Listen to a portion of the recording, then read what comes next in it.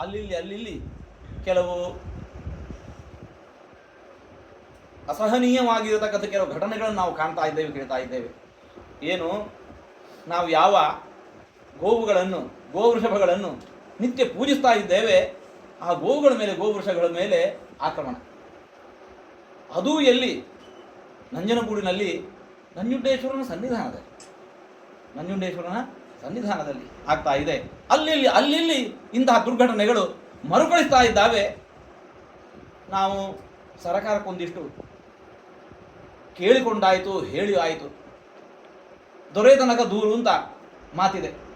ಆದರೆ ಇಷ್ಟಾದರೂ ಕೂಡ ಇದು ಕಡಿಮೆ ಆಗುವ ಲಕ್ಷಣ ಕಾಣ್ತಾ ಇಲ್ಲ. ಅಲ್ಲಲ್ಲಿ ಕಾಲು ಕಡಿಯೋದು, ಹೊಟ್ಟೆ ಬಗೆಯೋದು, ಕೆಚ್ಚಲನ್ನು ಕತ್ತರಿಸೋದು. ಯಾವ ಹಸುವಿನ ಹಾಲನ್ನು ನಾವು ನಿತ್ಯ ಉಂಡು ಬೆಳೀತಾ ಇದ್ದೇವೆ, ಉಣ್ಬೇಕಾದ್ರೆ ಮೊದಲು ನಮ್ಮಲ್ಲಿ ಗೋವುಗಳಿಗೆ ಗ್ರಾಸ ಕೊಟ್ಟು ಆ ಬಳಿಕ ನಾವು ಉಣ್ಬೇಕಂತ. ಭಗವದ್ಗೀತೆ ಒಂದು ಮಾತು, ತೈರ್ದತ್ತಾನ್ ಅಪ್ರದಾಯ ಏಭ್ಯ ಯೋ ಭುಂಕ್ತೆ ಸ್ಥೇನ ಏವ ಸಹ. ಯಾರು ನಮಗೆ ಏನು ನೀಡ್ತಾರೋ ಪ್ರತಿಯಾಗಿ ಅವರಿಗೆ ಅದನ್ನು ಒಪ್ಪಿಸಿ ಸಮರ್ಪಿಸಿ ಆ ಬಳಿಕ ನಾವು ಉಣ್ಬೇಕಂತೆ. ನಮಗೆ ಬದುಕನ್ನೇ ಕೊಟ್ಟದ್ದು ಗೋವುಗಳು, ಗೋವೃಷಭಗಳು. ಹಾಲು, ಮೊಸರು, ಬೆಣ್ಣೆ, ತುಪ್ಪ, ಕಾಫಿ, ಟೀ, ಪೇಡ, ಏನು ಚಾಕೊಲೇಟ್, ಏನು ಬೇಕು ಎಲ್ಲಕ್ಕೂ ಹಾಲು ಮೂಲ. ಅಮ್ಮನ ಎದೆ ಹಾಲನ್ನು ಉಂಡದ್ದು ಪರಮಾವಧಿ 1 ವರ್ಷ. ಮುಂದೆ ಸಾಯೋ ತನಕ ನಾವು ಉಪಯೋಗಿಸೋದು ಆಕಳ ಹಾಲು, ಮೊಸರು, ಬೆಣ್ಣೆ. ಇದನ್ನ ಯಾಕೆ ಗೋವುಗಳು ನಮಗೆ ತಾಯಿ ಅಲ್ಲ? ನಮಗೆಲ್ಲರಿಗೂ ಕೂಡ ತಾಯಿಯ ಸ್ವರೂಪದಲ್ಲಿದ್ದಾವೆ. ಗೋವೃಷಭಗಳಲ್ಲಿ ನಮಗೆ ತಂದೆಯ ಸಮಾನ ಅಂತೆ. ಯಾಕೆ? ಹುಟ್ಟಿಸಿದಾದ ಮಾತ್ರಕ್ಕೆ ಒಬ್ಬ ತಂದೆ ಅನಿಸೋದಲ್ಲ. ಯಾರು ನಮಗೆ ಕಾಲಕ್ಕೆ ಬೇಕಾದ ಅಶನ ವಸನಗಳನ್ನು ನೀಡ್ತಾ ಇದ್ದಾನೆ ಅವನು ನಮ್ಮ ತಂದೆ.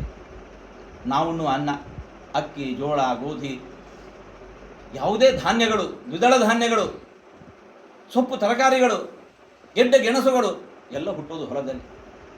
ಹೇಗೆ ಹುಟ್ಟಿತು? ಆ ಗೋವೃಷಭಗಳು ಹಾಗೆ ದುಡಿದದ್ದರಿಂದಾಗಿ ಅಲ್ಲಿ ನಾವು ಉಣ್ಣುವ ಅನ್ನ ಹುಡ್ತಾ ಇದೆ. ಅನ್ನ ಅಷ್ಟೇ ಅಲ್ಲ, ಉಡುವ ಬಟ್ಟೆಗೆ ಬೇಕಾಗಿರುವ ಹತ್ತಿ ಹುಟ್ಟಿದ್ದು ಹೊಲದಲ್ಲಿ. ದುಡಿದದ್ದು ಆ ಗೋವೃಷಭಗಳು. ಹೀಗೆ ನಮಗೆ ಬದುಕಿನುದ್ದಕ್ಕೂ ಅಶನ ವಸನಗಳನ್ನಿತ್ತು. ಒಳ್ಳೆಯ ಬೆಳೆ ಬೇಕು ಅಂತಿದ್ರೆ ಮತ್ತೆ ಗೊಬ್ಬರವನ್ನು ನೀಡಬೇಕು. ನೀಡ್ತೀಯಾ? ಬದುಕಿನುದ್ದಕ್ಕೂ ನಮ್ಮನ್ನು ಅಶನ ವಸನಗಳನ್ನಿತ್ತು ಪೋಷಿಸ್ತಾ ಇರುವ ಗೋವೃಷಭಗಳು, ಆ ಸಂತತಿ ನಮಗೆ ತಂದೆ ತಾಯಿ ಇದ್ದಂತೆ. ಇದು ನಮ್ಮ ಸಂಸ್ಕೃತಿ. ಅಂತಹ ಗೋವುಗಳ ಮೇಲೆ ಈ ರೀತಿಯ ಅಪಚಾರ, ಅನ್ಯಾಯ ನಡೆಯುವುದನ್ನು ಕಂಡು ನಾವು ಸುಮ್ಮನಿದ್ದೇವೆ ಅಂತಂದರೆ ದೇವರು ಮೆಚ್ಚಲಾರ. ನೀನು ಆರಿಗಾದೆಯೋ ಎಲೆ ಮಾನವ ಅಂತ ಹೇಳ್ಕೊಂಡು ಗೋವು ಹೇಳೋ ಹೊತ್ತಿಗೆ ಆ ಪುಣ್ಯಕೋಟಿಯ ಮೇಲೆ ನಡೀತಾ ಇರುವ ದೌರ್ಜನ್ಯವನ್ನು ನಾವು ಸಹಿಸಲು ಸಾಧ್ಯ ಆಗ್ತಾ ಇಲ್ಲ. ಆ ನೆಲೆಯಲ್ಲಿ ಇನ್ನೇನು ಮಾಡೋಣ? ದೊರೆತನಕ ದೂರು ಕೊಟ್ಟಾಯಿತು. ಕೊನೆಗೆ ಇನ್ನು ದೇವರನ್ನು ನಾವು ಪ್ರಾರ್ಥಿಸಬೇಕು. ನಾವೆಲ್ಲರೂ ಕೂಡ ನಮ್ಮ ಕ್ಷೇತ್ರದಲ್ಲಿ ನಮ್ಮ ಶಿಷ್ಯವರ್ಗಕ್ಕೆ ಹೇಳೋಣ. ಎಲ್ಲರೂ ಕೂಡ ನಮ್ಮಿಂದ ಹೇಗೆ ಸಾಧ್ಯವೋ ಹಾಗೆ ಒಂದು ವಾರಗಳ ತನಕ ಕಡಿಮೆ ಪಕ್ಷ ವಿಷ್ಣು ಸಹಸ್ರನಾಮ ಪಾರಾಯಣ, ಇಲ್ಲ ಶಿವಪಂಚಾಕ್ಷರ ಮಂತ್ರ ಜಪ ಮಾಡಿಕೊಂಡು ಗೋಪಾಲಕೃಷ್ಣ ಅಂತ ಒಂದು ಕಡೆ ನಾವು ಕೃಷ್ಣನ ಪೂಜಿಸುವಾಗ ಗೋಪಾಲಕೃಷ್ಣ ಅಂತ ಪೂಜಿಸ್ತಾ ಇದ್ದೇವೆ. ಮಹರುದ್ರ ದೇವರನ್ನು ಪೂಜಿಸುವಾಗ ನಂದಿವಾಹನ ಅಂತ ಪೂಜಿಸ್ತಾ ಇದ್ದೇವೆ.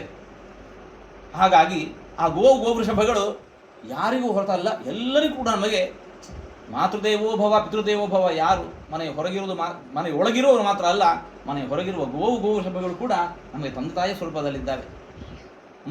ನಾವು ಮನೆಯೊಳಗೆ ಪ್ರವೇಶ ಮಾಡಬೇಕು ಅಂತಾದರೆ ಮೊದಲು ಗೋವುಗಳ ಪ್ರವೇಶ ಆಗಬೇಕು. ಅಂತಹ ಗೋವುಗಳ ಕುರಿತಾಗಿ ಈ ರೀತಿಯ ಹಿಂಸೆ, ಅನಾಚಾರ ನಡೀತಾ ಇದೆ. ನಾವು ಲೋಕದ ಎಲ್ಲರಿಗೂ ಕೂಡ ದೇವರೇ ಸದ್ಬುದ್ಧಿ ಕೊಡು ಅಂತ ಹೇಳಿಕೊಂಡು ದೇವರಲ್ಲಿ ನಾವು ಪ್ರಾರ್ಥಿಸೋಣ.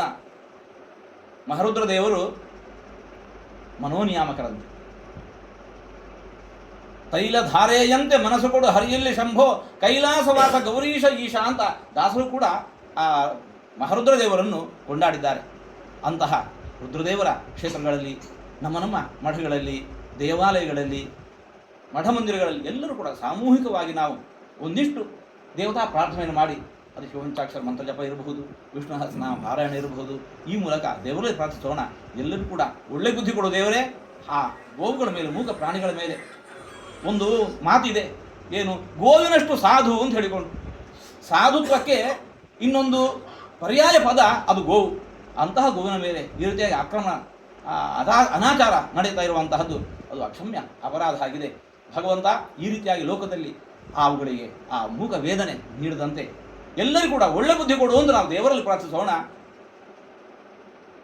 ನಾವು ಎಲ್ಲರೂ ಕೂಡ ಇದರಲ್ಲಿ ತೊಡಗಿಕೊಳ್ಳೋಣ. ಎಲ್ಲರಿಗೂ ಭಗವಂತನ ಅನುಗ್ರಹ ಆಗಿ ಎಲ್ಲರಿಗೂ ಉಳಿತಾರೆ.